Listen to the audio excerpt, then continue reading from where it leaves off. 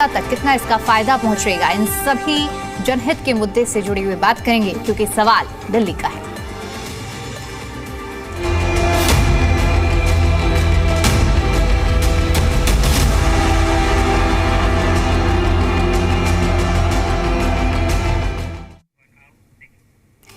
देश की राजधानी में सार्वजनिक वितरण प्रणाली को और भी अधिक और समावेशी और पारदर्शी बनाने के लिए दिल्ली सरकार ने ऐतिहासिक कदम उठाया है। सरकार ने दिल्ली फूड सिक्योरिटी रूल्स 2026 की आधिकारिक अधिसूचना जारी कर दी है, जिसके तहत राशन कार्ड बनवाने के लिए पात्रता मानदंडों में महत्वपूर्ण बदलाव किए गए हैं।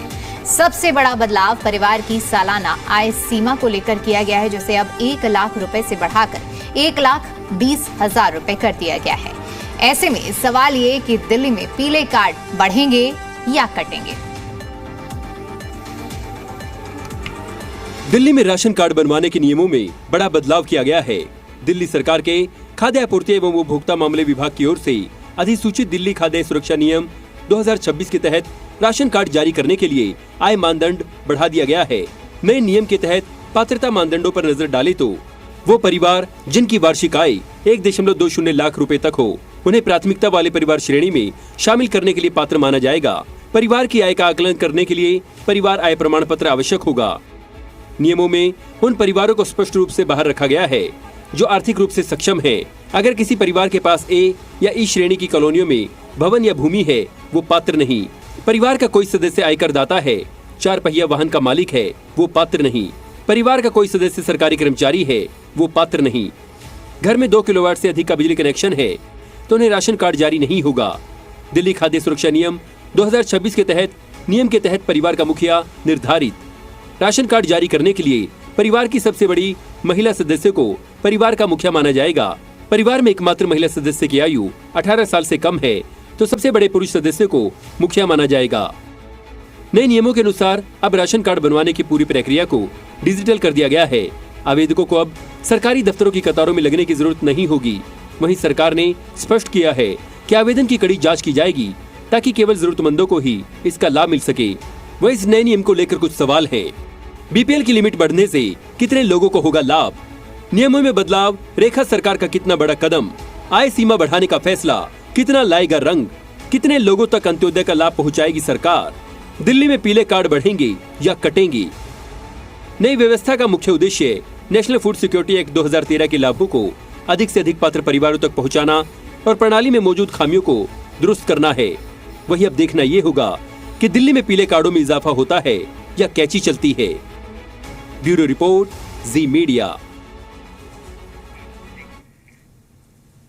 और इस मुद्दे पर चर्चा का रुख करने से पहले कुछ हमारे सवाल हैं, सवालों को आपके सामने रखते हैं और इन्हीं के जवाब तलाशेंगे। सवाल ये कि बीपीएल की लिमिट बढ़ने से कितने लोगों को लाभ होगा?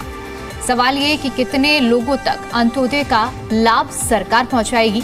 और सवाल ये भी कि दिल्ली में पीले कार्ड बटेंगे या फिर ये जो कार्ड की संख्या है वो बढ़ेगी या फिर ये जो कार्ड हैं वो कटेंगे? ये बड़े सवाल हैं क्योंकि बीपीएल का जो मुद्दा है, इस मुद्दे पर देखिए जो इनकम कैपिंग थी उसे बढ़ा दिया गया है और अब उम्मीद यही है कि जो इनकम कैप है इसे हटाने के बाद जो कार्ड की संख्या है वो अब बढ़ेगी। और ऐसे में ये कदम कितना लाभदायक साबित होगा दिल्ली की जनता के लिए, ये बड़ा सवाल है। और इसीलिए आज हम इस सवाल पर विस्तार से चर्चा करेंगे और हर एक पहलुओं को समझेंगे।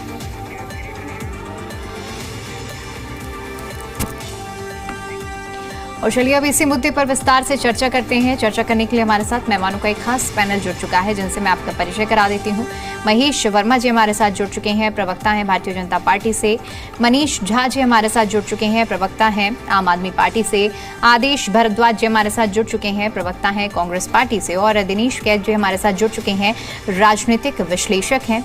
सबसे पहले दिनेश जी, मैं आपसे चाहूंगी कि आप चर्चा की शुरुआत करें और इसका विस्तार से विश्लेषण करें कि जो ये कदम उठाए गए दिल्ली सरकार की ओर से, इसे जनता के लिए कितना फायदेमंद साबित हो सकता है, आपके नजरिए से बताइएगा। और भविष्य में इसका क्या इम्पैक्ट हमें देखने को मिल सकता है? आप सभी को मेरा प्रणाम। देखिए, पहले से जैसे कि मतलब जैसे पात्रता का नियम जैसे कि जो बदल करके थोड़ा उसमें जो रिलैक्सेशन किया गया है, क्योंकि कुछ में जैसे मतलब देखा गया था कि पहले जो 1 लाख की जैसे लिमिट थी, तो ये होता था कि जैसे थोड़ी बहुत जैसे 1 लाख से हल्का सा क्रॉस किया तो उसका जो नाम बेचारे का कट जाता था। और दूसरा देखिए कि मतलब बीपीएल कार्ड या पीला कार्ड जिसको जैसे बोला जाता है, तो उसकी पात्रता के जैसे एक तरह से अगर बोला जाए, कुछ भी बोला जाए, तो उसमें देखिए सिर्फ वही लोग लाभ इसका उठाते हैं जिनको वाकई में इसकी जरूरत होती है। तो वो जैसे कि मतलब जैसे टॉपिक जैसे कि शीर्षक है मतलब आज की डिबेट का कि मतलब घटेंगे या बढ़ेंगे, तो मुझे लगता है कि उससे जो राशन कार्ड के जो जैसे नंबर जो है उससे बढ़ेगा, क्योंकि कहीं ना कहीं जैसे ये मान के चलें कि जैसे कि जो पात्र जो है मतलब उसमें एक तरह से वाकई में जो एलिजिबल लोग हैं उन तक इसकी रीच होगी। दूसरा जैसे कि जो दायरा बढ़ाने को लेकर के और दूसरा नियमों की स्पष्टता को लेकर के, और जैसे कि परिवार की जो सबसे मतलब जो उम्र वाली जो महिला जो है उनको एक तरह से परिवार के मुखिया के रूप में रखने का जैसे है, तो मतलब एक तरह से बेहतरीन है, क्योंकि उनको सम्मान देने का, महिलाओं को सम्मान देना एक तरह से महिला मुख्यमंत्री के नाते रेखा गुप्ता जी ने एक तरह से जैसे महिला जो मुखिया जो है उसको सम्मान देने का काम, और उसके साथ साथ ये मान के चलें कि पूरे तरीके सुनिश्चित करने का कि भाई पात्र जो लोग हैं सिर्फ उन्हीं को इसका लाभ पहुंचे, और बाकी जो गैर पात्रता में जैसे आते हैं या जैसे जो एलिजिबल नहीं है, जैसे कि जो इसमें अलग अलग जैसे आपने जिक्र पहले कर दिया है, तो वो जैसे एक तरह से उसमें छटनी इसकी हो जाएगी। तो एक तरह से ये होगा कि जो लोग जिनको वाकई में जरूरत है और जो लोग वाकई में जहां तक ये लाभ पहुंचना चाहिए, जैसे कि मतलब कि कोई अगर वाकई में जैसे कोई अगर है और पहले से कोई अगर योजना के पहले ले रहा है, तो वो डबल वो चीज नहीं हो पाएंगी। और दूसरा जो चीज जैसे कि मतलब जैसे कि जिस भी तरह की जैसे किया जाएगा, और जैसे कमेटी जो है, कमेटी में जैसे कि डीएम हो गए या एडीएम हो गए, उसके अलावा जैसे वहां पे जो मतलब कि जैसे जो नए रूल के मुताबिक जैसे जो चीजें की गई हैं, 2 विधायक उस कमेटी में रहेंगे, लोकल जैसे कि फूड जो जैसे कमेटी में जो और जो लोग रहेंगे, तो वो सुनिश्चित करेंगे। और जैसे किसी को अगर बाई चांस लगता है कि किसी चीज में कोई कमी है और उसकी मतलब किसी जैसे रेवेन्यू जो रिकॉर्ड से सर्टिफिकेट लेने का काम है, तो वो ऑनलाइन उसको मतलब उसका दर्ज करवा सकता है। उसके अलावा जाकर के वहां पर जाकर के सुनिश्चित करने के लिए अपने नाम को कि भाई ट्रांस अगर कटा है या कोई कटनी छटनी में और कोई दिक्कत परेशानी आ रही है, तो इन सभी लोगों से जाके कमेटी के लोगों से बिल्कुल तरीके से जाके मिल सकता है, या नजदीकी अपना राशन जो दफ्तर है उसमें जाके मिल सकता है। तो मुझे लगता है कि इसमें आने वाले समय पे पूरे तरीके से ठीक ठाक रहेगा। और एक जो नई चीज मतलब थोड़ा सा अलग बताता हूँ, जैसे कि जो अभी जैसे कि वर्तमान जैसे कि जो एक तरह से जो नियम और अभी जो चीजें हैं उन्हें बदलाव लाने के साथ साथ जैसे कि जो फ्री सिलेंडर वाले जो है उसका भी सुनिश्चित करने का काम किया गया, जैसे होली से। और जैसे कि जो साल में 2 सिलेंडर फ्री में देने का काम था, तो उसमें जो पात्र लोग होंगे तो उनके अकाउंट में पैसा आ जाएगा, या जैसे एलपीजी का कनेक्शन जैसे किसी का जैसे पाइपलाइन से अगर है तो उनको भी देने का काम भी उनके अकाउंट में आ जाएगा। तो उसी को लेकर के मुझे लगता है कि अपने तरीके से सुनिश्चित करने का काम और बेहतरीन कदम है, तो वो उनके लिए बधाई देता हूँ। और बधाई की पात्र हैं रेखा गुप्ता जी और सरकार जो पूरी तरीके से। बाकी फिर भी कोई दिक्कत परेशानी तो उसके लिए ऑनलाइन जो चीजें हैं या मिलकर के जो चीजें वो बिल्कुल, यानी कि कुल मिलाकर अगर आपकी बातों का निष्कर्ष निकाला जाए तो आप इसे जनता के लिए एक अच्छा कदम मान रहे हैं, जिससे दिल्ली की जनता को सीधा फायदा पहुंचेगा। ठीक है, आदेश भारद्वाज जी, अब मैं आपका रुख करूंगी। 2013 में national food security act Congress की तरफ से लाया गया।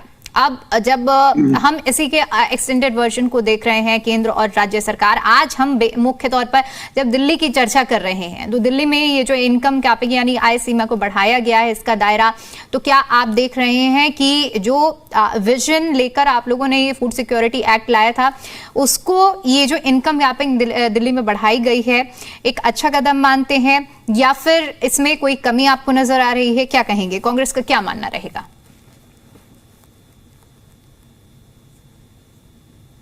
सर, ऑडियो ऑन म्यूट कर लीजिए, आपकी आवाज नहीं पहुंच पा रही है। दीपिका जी, दिल्ली के लोग कई तरह की तकलीफों से जूझ रहे हैं, और कम से कम आपका चैनल ये बधाई के पात्र है कि आप उन तमाम समस्याओं को अपने यहाँ पर चिन्हित करके उसके ऊपर ध्यान आकर्षित कराते हैं और लोगों की बात लोगों तक पहुंच पाती है। जो है सच्चाई ये है कि कोरोना के टाइम पे दिल्ली की food and civil supply department की एक साइट थी, और उस साइट के ऊपर दिल्ली के 4,11,600 लोगों ने अप्लाई किया राशन कार्ड के लिए, और इसकी रिकमेंडेशन भी एफएसओ द्वारा भेजी हुई थी। ये विधानसभा वाइज डिटेल है, लेकिन एक भी व्यक्ति का राशन कार्ड इसमें नहीं बना और इनकी डे बाई डे बढ़ी।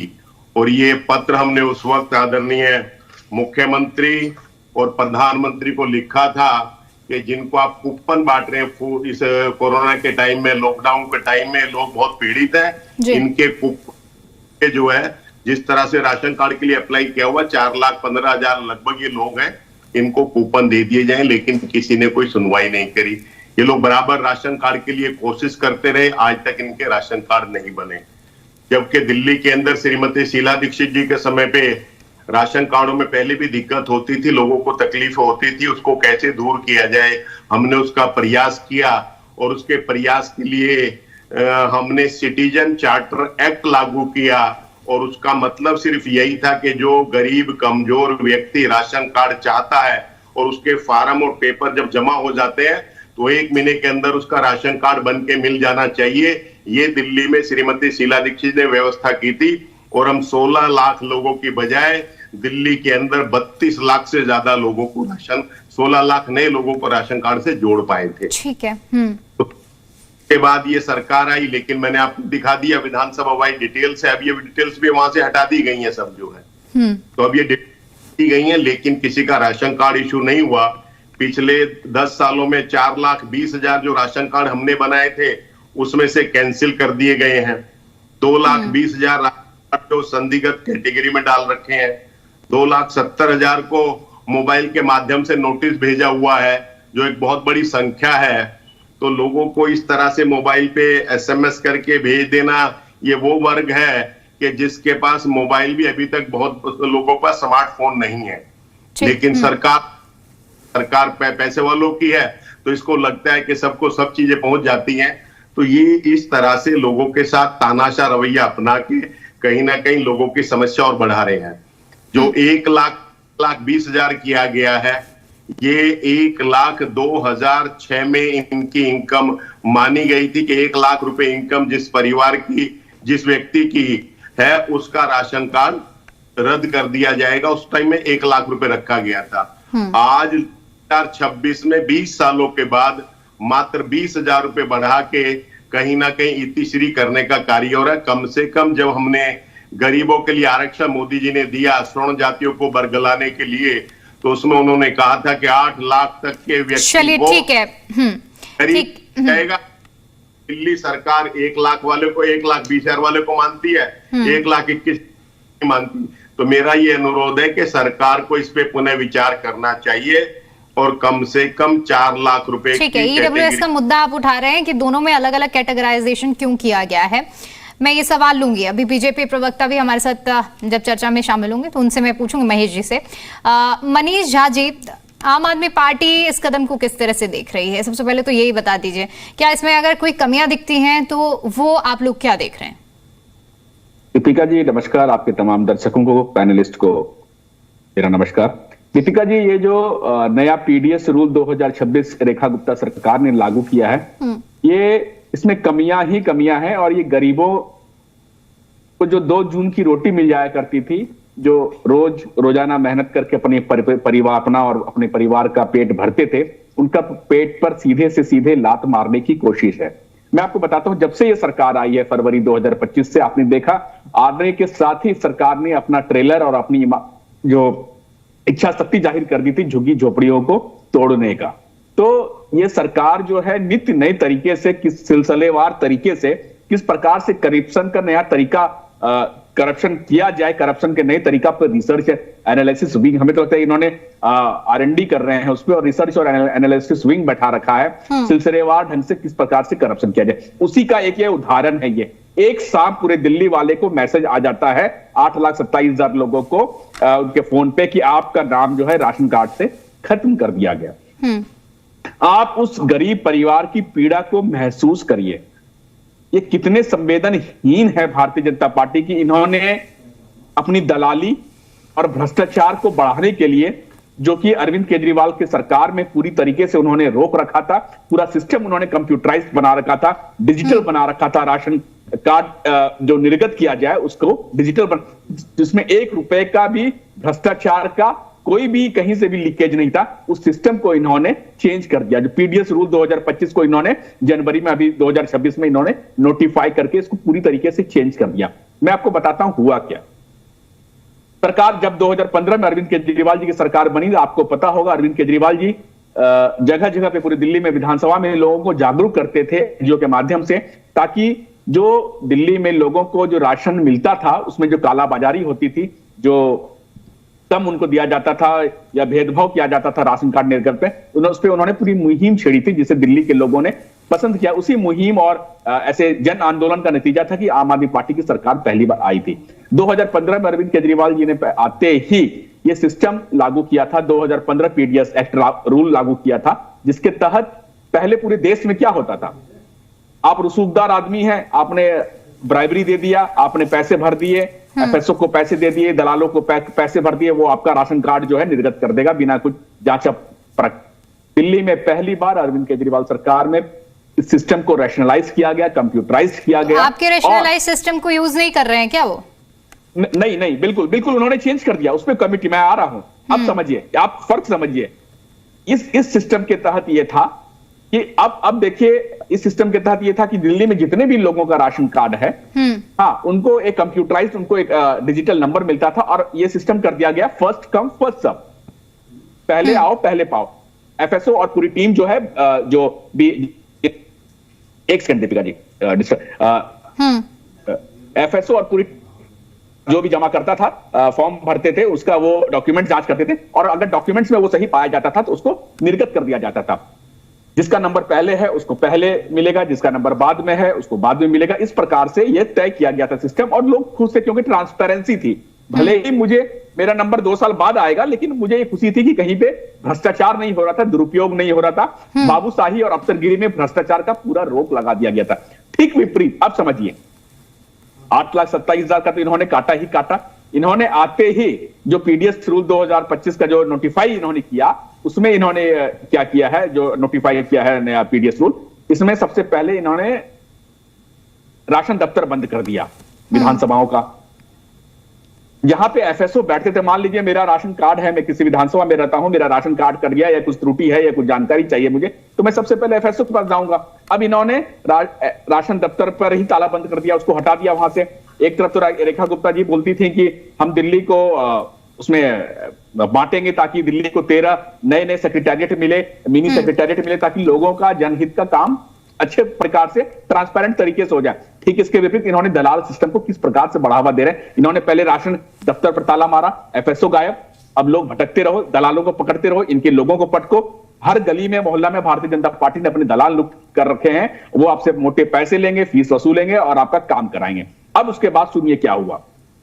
अब नए राशन कार्ड जो इनका जो अधिनियम है, उसमें नए राशन कार्ड इस प्रकार से बनेगा, उन्होंने पूरे कानून को चेंज कर दिया। अब इस कानून के तहत एक कमेटी बनेगी, जिस कमेटी में जो सरकार चाहेगी उनको मिलेगा, सरकार के लोग रहेंगे। इनमें कुछ सिर्फ और सिर्फ गरीब लोग मारे जाएंगे, और सरकार और जो अफसर हैं, सरकारी अफसर, उनका पॉकेट भरा जाएगा। जिनका जो रिश्वत देगा उसका राशन कार्ड बनेगा, जो रिश्वत देगा उसका राशन कार्ड नहीं बनेगा। एक तरह से रिश्वतखोरी को बढ़ावा देने का ये पूरा अधिनियम है, गरीब के पेट पे पूरी तरीके से। मैं उम्मीद करता हूं कि मैं आपको समझा पाने में कामयाब हुआ हूं। बिल्कुल मनीष,